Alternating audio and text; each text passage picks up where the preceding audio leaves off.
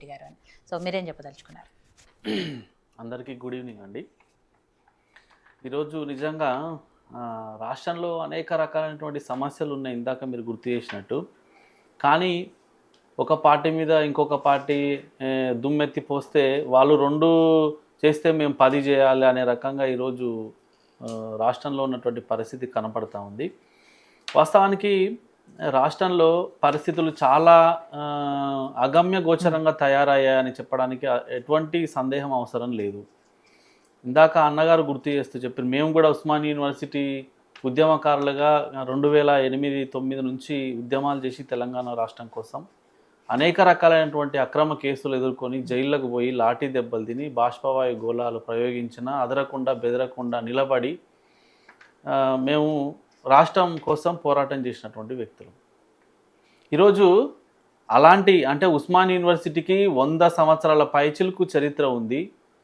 1905 కానుంచి చూస్తే వందే మాతరం ఉద్యమం కానుంచి మొదలు పెడితే 1969 ఉద్యమం, నిజాం రజాకారులకు వ్యతిరేకంగా ఉద్యమం, జనగణ మీద ఆంక్షలు పెడితే జరిగినటువంటి ఉద్యమం, ఇట్లా ఎన్నో రకాలైనటువంటి ఉద్యమాలు ఉస్మానియా యూనివర్సిటీ కేంద్రంగా మొదలైనవి.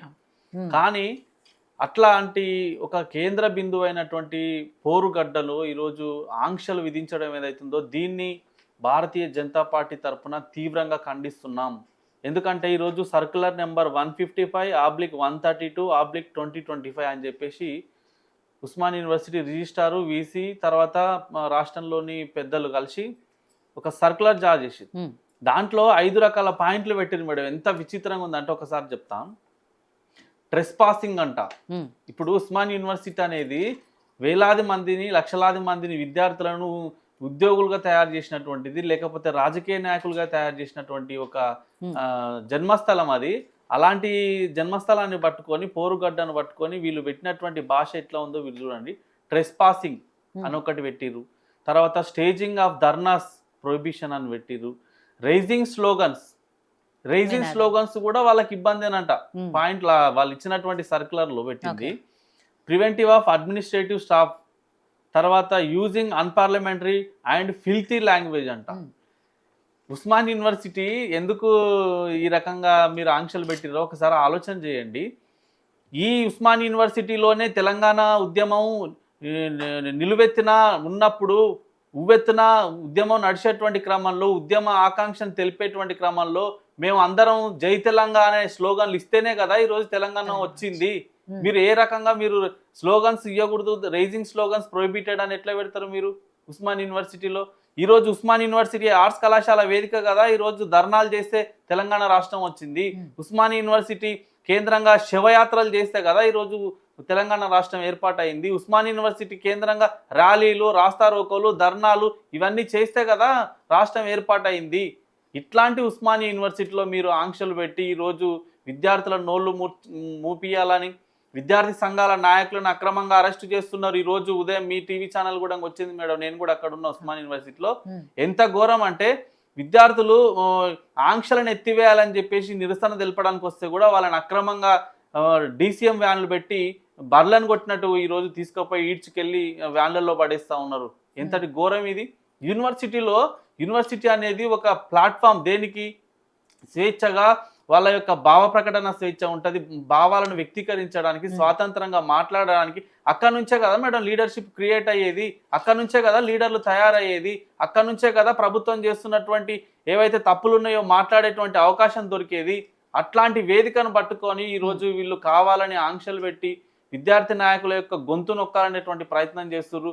రాజకీయ నాయకుల యొక్క గొంతు నొక్కాలి, ప్రజాస్వామ్యం లేకుండా చేయాలనేటువంటి ప్రయత్నాలు చేస్తున్నారు. చదువుకోవాల్సిన యూనివర్సిటీలో రాజకీయాలు ఎక్కువ అవుతున్నాయి, లేదు వాళ్ళ విద్యార్థుల ముసుగులోనూ ఇంకా దేంట్లోనూ రాజకీయ శక్తులు ఎంటర్ అవుతున్నాయి. మేడం ఒకటి మీరు అన్నది కరెక్టే, కానీ కేవలం చదువుకునేటువంటి విద్యార్థులు ఉంటేనే యూనివర్సిటీ అన్నారు. యూనివర్సిటీ అంటే అందరూ ఉంటారు మేడం, చదువుకునే వాళ్ళు ఉంటారు, రాజకీయ నాయకులుగా ఎదిగేటువంటి వాళ్ళు ఉంటారు, విద్యార్థి సంఘాలను నడిపేటువంటి వాళ్ళు ఉంటారు. తప్పకుండా 100% చెప్తున్నాం ఈ వేదిక నుంచి.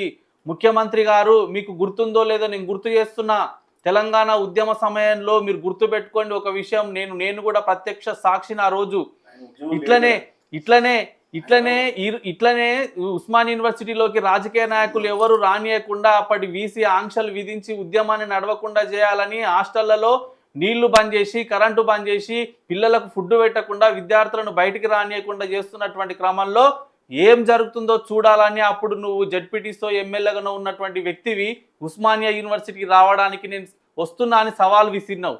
ఆ రోజు మేము కదా నిన్ను దొడ్డిదారిన వీసీ గారు ఆంక్షలు విధించినా సరే రేవంత్ రెడ్డి గారు రాండి మీరు యూనివర్సిటీకి విద్యార్థి నాయకులుగా స్వాగతిస్తున్నాం అని చెప్పేసి దొడ్డిదారుణం బైకుల మీద పోయి ఇదే గోడల మీద నుంచి మిమ్మల్ని ఎక్కించుకొని వచ్చి విద్యార్థి గర్జనల పేరిట తెలంగాణ ఉద్యమంలో నిర్వహించి సక్సెస్ చేసినాం కదా. మీకు గుర్తు లేదా? మీకు యాది లేదా?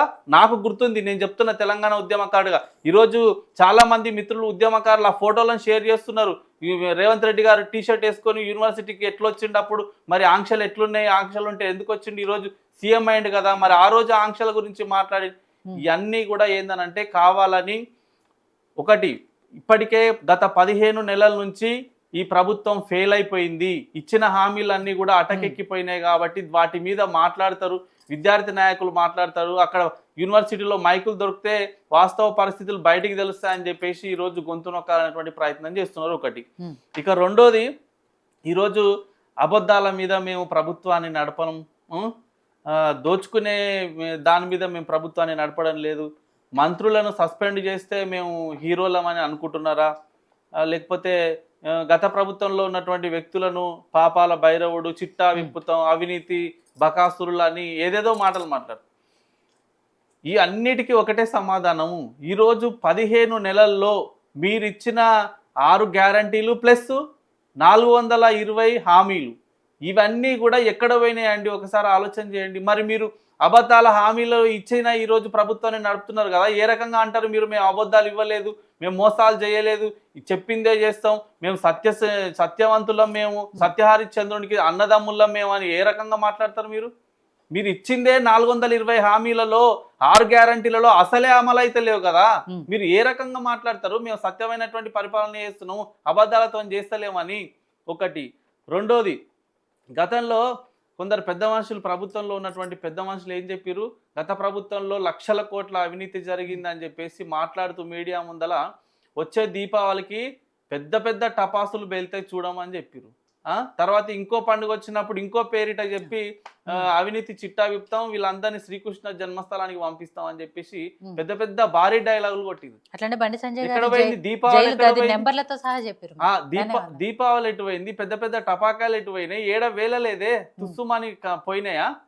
నేను ఏం అడగదలుచుకున్నా మేడం, ఈరోజు వీళ్లకు అసలు రాష్ట్ర ప్రభుత్వం యొక్క ఆర్థిక పరిస్థితి మీద వీళ్ళకు ఒక అవగాహన లేదు, ప్రభుత్వాన్ని ఎలా నడపాలనో ఒక అవగాహన లేదు. అరే సాక్షాత్తు ముఖ్యమంత్రి ఈరోజు అసెంబ్లీలో మండలిలో మాట్లాడుతూ నవ్వుకుంటా ఇహి అని చెప్పి రాష్ట్రంలో ఆర్థిక పరిస్థితి బాగాలేదు, ప్రభుత్వ ఉద్యోగులకు మేము జీతాలు ఇచ్చే పరిస్థితి కూడా లేదు ఈరోజు, అలాంటప్పుడు ప్రభుత్వ ఉద్యోగులు డిఏలు అడగొద్దు, ఏం అడగొద్దు, ఇచ్చింది తీసుకోవాలని చెప్పేసి మాట్లాడిన మాటలు మనం అందరం కూడా చూసినాం. ఈరోజు మీరు గత ఎన్నికల్లో గెలిచిన తర్వాత పొరపాటున గెలిచిన తర్వాత అధికారంలోకి వచ్చి మీరు అన్న మాట ఏంది? ఈ గత ప్రభుత్వం మీరు పెద్ద పెద్ద ఏంది టీవీలు పెట్టి వివరించారు రాష్ట్ర ప్రభుత్వం మొత్తం అసెంబ్లీలో బయట. ఈ పోయినసారి 10 ఏళ్లలో ఆ కేసీఆర్ ప్రభుత్వం చేసినటువంటి అప్పులే మాకు తడిసి మోపడైనాయి అని చెప్పి 4 లక్షల కోట్లని ఒకసారి అంటారు, 5 లక్షల కోట్లని ఒకసారి అంటారు, 6 లక్షల కోట్లు అంటారు, 7 లక్షల. మీకు అసలు గతంలో ఎన్ని అప్పులు చేసిరో కూడా అవగాహన లేదు. ఇప్పుడు ఈ మళ్ళీ లేటెస్ట్గా 8.29 లక్షల కోట్ల అప్పులు చేసిరని అంటారు. ఎక్కడ దేని నమ్మాలంటారు మేడం? మళ్ళీ కేటీఆర్ ఏమో ప్రెస్ మీట్ పెట్టి ఈ అన్ని శుద్ధ తప్పులు మీరు చూడండి, మేము 10 ఏళ్లలో 4.17 లక్షల కోట్లు మాత్రమే అప్పులు ఉన్నాయని ఆయన అంటాడు. ఏది నమ్మాలి, ఏది నమ్మొద్దు? అంటే ఇదంతా కూడా ఏంటంటే ప్రజలను కన్ఫ్యూజన్ క్రియేట్ చేసేసి మేము ఇచ్చిన హామీలను పక్కదారి పట్టియాలని చెప్పేసి చేసేటువంటి డ్రామాలు తప్ప వేరేదేది కాదు. ఇంకొకటి, ఈరోజు అసెంబ్లీలో BC bill, SC ST bill, తర్వాత ఎండోమెంట్స్ అమెండ్మెంట్ బిల్ అని ఒకటి పెట్టిరు, పొట్టి శ్రీరాములు పేరు మారుస్తూ యూనివర్సిటీకి ఒక బిల్లు పెట్టిరు. ఇవన్నీ మేము ఒకటే చెప్తున్నాం, ఇప్పటికీ ఫిబ్రవరి 1వ తారీఖు గ్రామ పంచాయతీలో ఎన్నికలు జరగక సంవత్సరం అయిపోయింది. వీళ్ళకి ఇప్పటికీ కూడా చిత్తశుద్ధి లేదు. గ్రామ స్వరాజ్యం అని చెప్తారు, గ్రామాలే పట్టుకోమలని వీళ్ళ పార్టీ నమ్ముతుంది గాంధీ కుటుంబము. వీళ్ళకి అసలు గ్రామ పంచాయతీలకు ఎన్నికలు పెట్టాలనేటువంటి సోయి లేదు. సంవత్సరం అయిపోయింది, ప్రత్యేక అధికారుల చేత గ్రామాల పరిపాలన నడుస్తూ ఉంది. ఇది వీళ్ళు 42% బీసీలకు రిజర్వేషన్లు ఇస్తామని చెప్పి ఈరోజు ఏ రకంగా కల్పించాలనో వీళ్ళకు తెలియడం లేదు. ఎన్ని కమిటీలు వేసినా, ఎన్ని కమిషన్లు వేసినా, ఎన్ని రిపోర్ట్లు ఇచ్చినా కానీ ఏ రకంగా బీసీలకు రిజర్వేషన్లు ఇస్తారో వీళ్ళకి అర్థం కావడం లేదు. వీళ్ళకి తెలుసు కావాలనే సుప్రీంకోర్టు 50% సీలింగ్ ఉన్నప్పటికీ కూడా అది కాదని తెలిసే ఈరోజు అబద్ధాలు చెప్పి ఈరోజు ఎట్లా ముందరికి పోవాలనో తెలియక సంవత్సరం అయినా ఎన్నికలు పెట్టడం లేదు, బీసీలకు రిజర్వేషన్లు తేల్చడం లేదు. నేను గతంలో చెప్పిన మళ్ళీ ఇప్పుడు చెప్తున్నా, ఈరోజు అసెంబ్లీలో ఓన్లీ బిల్లు పెట్టి దాన్ని పాస్ చేసి కేంద్రానికి పంపిస్తున్నామని చెప్తున్నారు. మళ్ళీ చెప్తున్నా, అయ్యా 243 ఆర్టికల్ D6 ప్రకారం రాష్ట్ర ప్రభుత్వాలకు సర్వ అధికారాలు ఉన్నాయి. ఎస్సీ ఎస్టీ బీసీ మహిళలకు రిజర్వేషన్లు ఎంత పెంచాలి స్థానిక సంస్థల్లో, అర్బన్ ఎన్నికల్లో అని చెప్పేసి క్లియర్గా రాసి ఉంది. మీరు ఎందుకు తప్పించుకునేటువంటి ప్రయత్నం చేస్తుర్రు? మళ్ళీ ఇది కోర్టులో వేస్తే కోర్టు కొట్టేస్తుంది, మళ్ళీ మొదటికే వస్తుంది అని చెప్పేసి వీళ్ళకి తెలుసు కాబట్టి నాటకాలు ఆడుతున్నారు.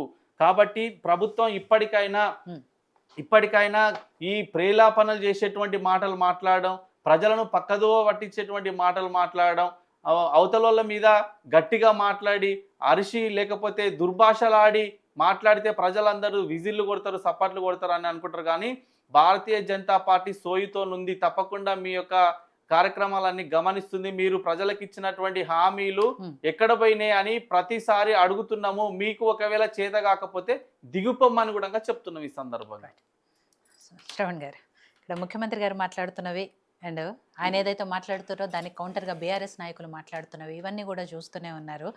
అండ్ బీజేపీ నాయకులు ఇవన్నీ కూడా వాళ్ళిద్దరూ కలిసి డ్రామాలు ఆడుతున్నారు, లేకపోతే ప్రజల్ని పక్కదారి పట్టించడానికి, ఇచ్చిన హామీల గురించి అడగకుండా ఉండటానికే ఇలాంటివన్నీ చేస్తున్నారని, ఏదైనా కూడా జరుగుతున్న పరిణామాలన్నీ మీకేమనిపిస్తుంది?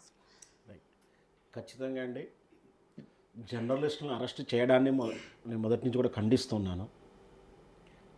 ఖచ్చితంగా రేవంత్ రెడ్డి గారు